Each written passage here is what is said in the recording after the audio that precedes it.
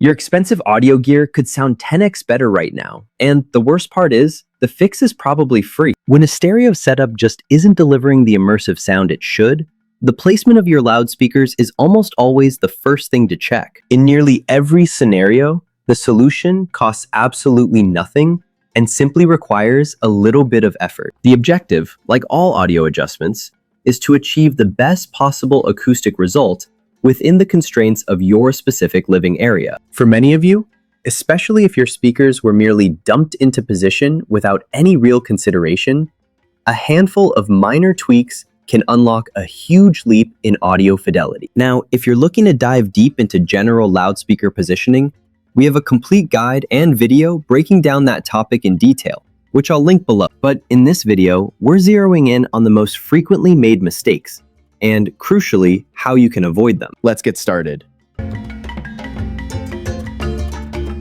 Mistake number 1, speakers pressed against a boundary wall. The first major error is allowing your loudspeakers to rest right up against a wall. We constantly see rooms where the transducers are positioned flush with the rear boundary. Yes, this often looks the tidiest in a space, but unless your speakers are specifically engineered for boundary loading, and very few of them are, you are highly likely to experience a massive sonic improvement just by pulling them a foot or more out. They are typically pushed back against the wall behind them, but we've also noticed instances of speakers jammed against a sidewall. Unlike on-wall or in-wall models, which are designed to integrate the wall into their sonic output, most conventional speakers need to be at least 12 inches or even more separated from any major surface. The physics behind this is that the wall will interact with the sound waves, creating a boost in the low frequencies that overwhelms and colors the crucial mid-range of the audio spectrum. Therefore, shifting your speakers away from the rear or maybe a sidewall will typically dramatically improve the vocal and instrumental clarity in your favorite tracks. This one straightforward change alone should give you a renewed appreciation for those subtle, hidden details in your music that you've likely never heard before. Small movements unlock big sound. Mistake number 2, speakers placed too close together.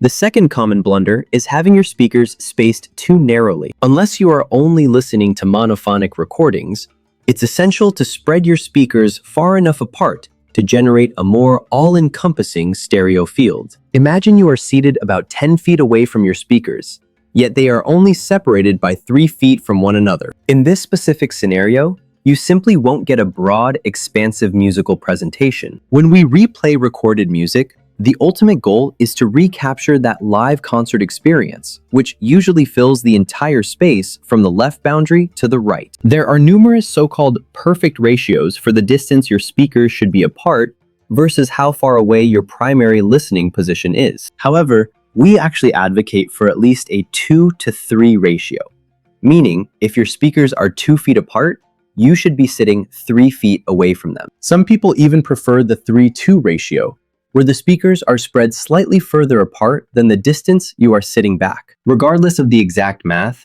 the key remains to experiment with placement until you discover the absolute best configuration that pleases your unique set of ears. And once more, I will link our comprehensive speaker positioning article below if you wish to check it out. Mistake number 3, asymmetrical speaker arrangement. The third mistake is not arranging your speakers symmetrically in relationship to your main listening sweet spot. We understand this point is more nuanced and sometimes impossible in certain room layouts, but it remains a critical point for discussion. Many professional recording engineers invest substantial time working on the left to right stereo balance of the musical presentation. They will generally mix the lead vocalist or instrument dead center between the left and right speakers, and strategically spread the other musicians or backup vocalists across the remaining soundstage. Experiencing this effect on a system that is properly set up is truly something exceptional, but your auditory system and brain can only fully decode this soundstage if you are seated very near the exact center point between your two speakers. Once you've pulled your speakers away from the wall and established the correct separation distance, try positioning your main chair at the precise center point between the pair, and you will immediately grasp what we mean by this immersive effect. Mistake number 4, large obstacles between speakers. The fourth issue is placing big objects in the immediate path between your speakers. All of that brilliant left-to-right musical spread will be unfaithfully reproduced if you have a massive piece of furniture blocking the direct sonic path from your loudspeakers. This is especially detrimental if the piece of furniture is situated in front of the speakers. You're typically safe if you can position the front face of your speakers about 6 to 8 inches or more forward of the furniture. But if the speakers sit behind it, the furniture not only impedes the direct sound, but it also introduces unwanted reflections, which can actually alter the sound mix the engineer worked tirelessly to perfect. We realize that altering this in your living space might be challenging, but if you have the ability, we strongly suggest trying it. Mistake number 5. Bookshelf speakers crammed into cabinets.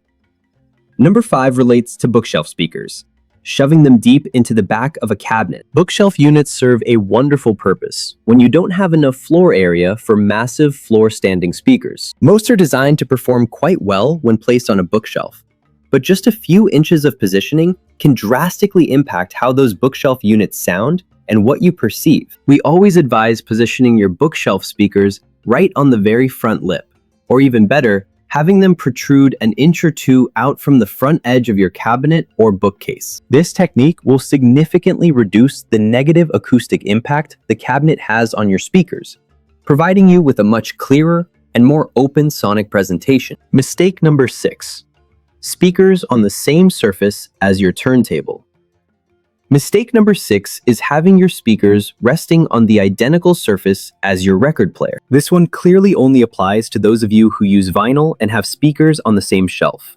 But it's a setup we encounter constantly. We actually covered this specific error in our previous video on the most common turntable mistakes, which I'll also link below. Remember, a turntable is inherently a mechanical device, just like a speaker. You absolutely do not want the physical vibrations generated by your speakers, which are likely to happen if they are sharing the same shelf, to reach your record player, particularly as you increase the listening volume. If you can physically separate your record player and your speakers, that's the ideal fix. If separation isn't an option, various turntable and speaker isolation feet and pads are available that will help minimize the vibration transfer problem. I'll link a selection of those isolation products down below. Mistake number 7, the dreaded speaker wobble.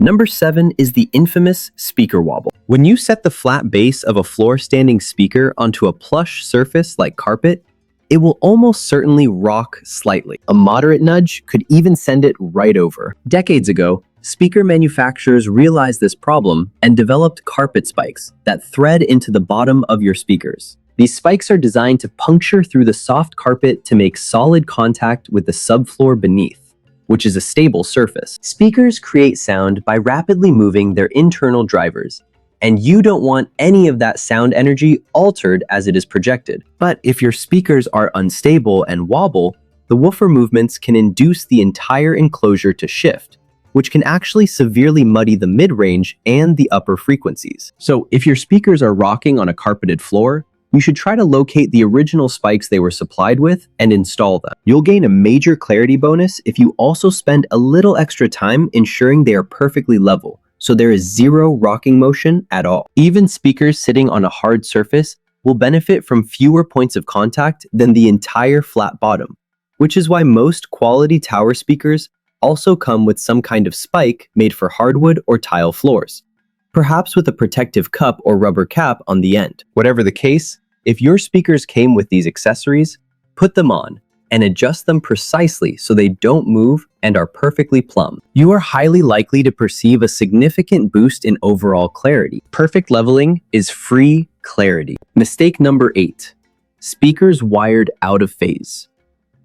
The 8th mistake is the common and troublesome out-of-phase syndrome. Here is yet another free adjustment we encounter far more often than you would expect. You need both your left and right speakers to project sound in unison with one another. However, if you wire them incorrectly or out of phase, one cone will be pushing forward while the other is pulling back, which typically eradicates a significant amount of bass power and severely blurs all other sounds. The process to verify this is extremely simple. On your amplifier or receiver, The wire connected to the positive, red terminal, must also connect to the positive, red terminal on the speaker itself. It sounds straightforward enough, but we see this error all the time. Red to red ensures the positive connection is correct. And then black to black, you can figure out the rest. Ensures the negative polarity is right. And while you're checking, you should confirm that the channel labeled right on your amplifier is actually feeding the speaker positioned on your right side as you sit facing them. Bonus tip: acoustic treatments. Alright, so far, all of these adjustments have been essentially free, requiring only a small amount of labor. But we must also bring up one final factor that can yield a dramatic improvement in your sound quality. A factor we see countless people overlooking. This is the room environment itself where your loudspeakers are positioned. If you have ever stepped inside a professional recording studio or seen pictures of one, you've undoubtedly noticed that they have invested effort into acoustic treatments. Now, we are not suggesting you must make your living room resemble a professional studio. In fact, in most domestic settings, you don't want extensive treatments everywhere, as you still want a touch of liveliness in your space. But some basic acoustic panels, rugs, or strategically placed bookshelves can, in many instances, deliver a greater improvement than even upgrading to a more expensive pair of speakers or fancier electronic components. I won't delve into all the specifics here, as we have a dedicated article and video focusing solely on room acoustics and treatments that I strongly recommend you check out. I'll link that room acoustics video below. Okay, I truly hope you've learned something valuable in this video. And perhaps if you realize you are making a mistake, a little bit of effort is all it takes to go fix it and unlock better sound from your system. We have additional videos covering common errors with subwoofers, record players, and much more. I'll link them all below for you. And full marks to anyone who had all of these things correctly set up from the start. You didn't need to make a single fix. If you found yourself making any of these mistakes and managed to correct them, please leave a comment below. Let me know which one you were guilty of. And I hope this video was helpful, so please give it a thumbs up, hit the subscribe button, and turn on the notifications so you don't miss out on any of the latest high-fidelity content from Winds of Thought. Thanks for watching, and we'll see you next time.